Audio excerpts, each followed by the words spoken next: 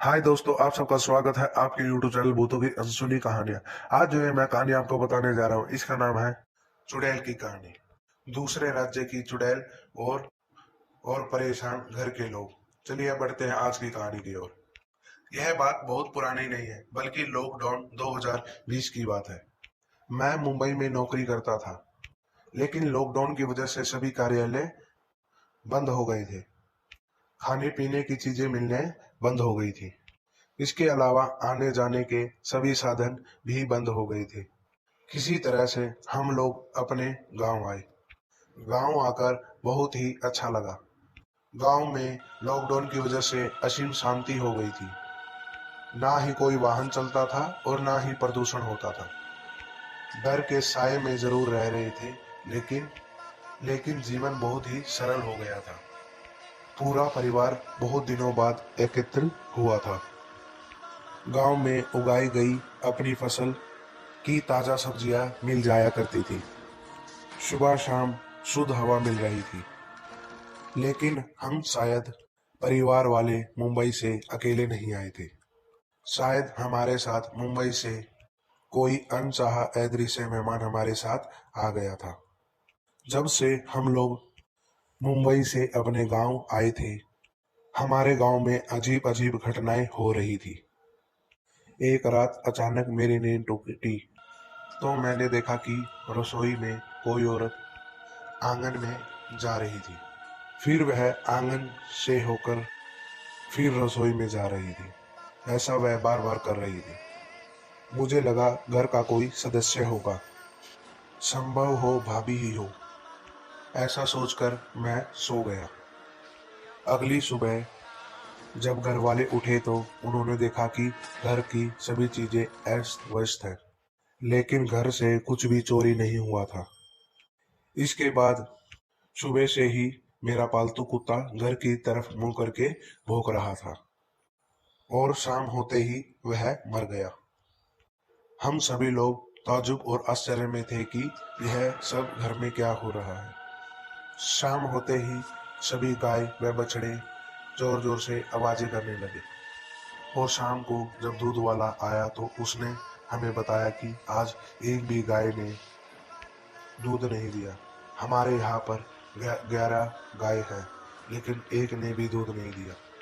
वह सभी गाय दूध दिया करती थी, लेकिन आज शाम किसी भी गाय ने दूध नहीं दिया। इधर जब अंधेरा होने लगा तो घर की सभी लाइटें जलाई गई, तो घर की कोई भी बल्ब सही तरीके से काम नहीं कर रहा था। बार बार बुझ कर ऑन चल रहा था। किसी तरह से हम लोगों ने सब्र किया, लेकिन कुछ देर बाद कुछ ऐसा हुआ कि हमारे होश ही उड़ गए।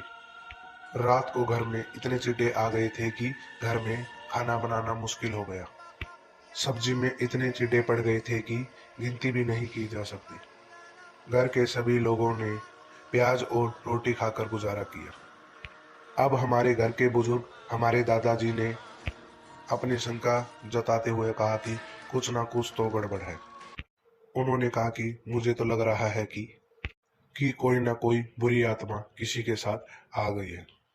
दादाजी की इसी बात को सुनकर घर वालों को विश्वास हो गया कि लगा था कि निश्चित रूप से यही बात है। दादाजी ने कहा कि कल सुबह होते ही दफन भूत वाले बाबा को बुलाकर लाएंगे। वो ही अब बताएंगे कि आखिर घर में यह सब क्या हो रहा है। तभी मुझे कल रात की वो बात याद आ गई, जब मैंने अपनी नींद भरी आंखों से किसी औरत को आंगन से रसोई में जाते देखा। मैं तुरंत इस घटना के बारे में सबको बता दिया, तो घर के सभी औरत ने मना कर दिया कि वो रात के 10 बजे के बाद रसोई में गई ही नहीं थी।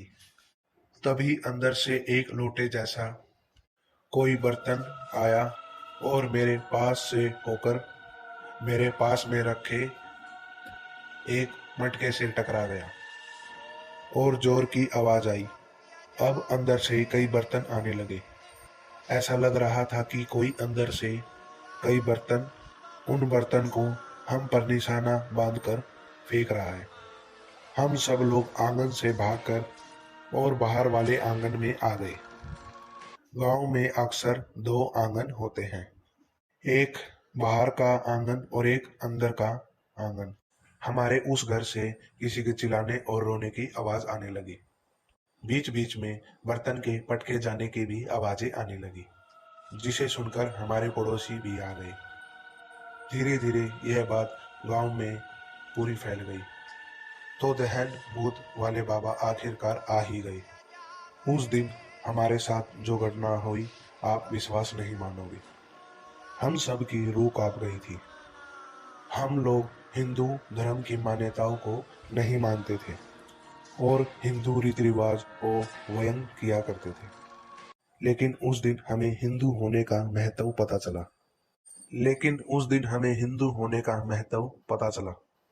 भूत बाबा ने सुंदर कांड का जोर जोर से उच्चारण करने लगे, जिससे कुछ लोगों ने शंख और घड़ी घंटी घड़ बजाने लगे। भूत बाबा सुंदर कांड का पाठ करते हुए घर के अंदर चले गए और पूरे घर में गंगा जल का छिड़काव कर दिया। तभी एक तेज रोशनी सी जैसी घर से दूर उड़ती हुई दिखाई दी। वह उड़ते हुए जंगल की तरफ चली गई। उस रोशनी के साथ चिल्लाने की बहुत तेज कर्कश सी आवाज निकल रही थी। ऐसा लग रहा था कि कोई बड़ी पीड़ा के साथ चिल्लाते हुए जा रहा हो। वह चिल्लाने वाली चमकदार रोशनी जंगल में जाकर विलुप्त हो गई। भूत बाबा ने हमसे कहा कि वह एक चुड़ैल थी। अब वह जा चुकी है।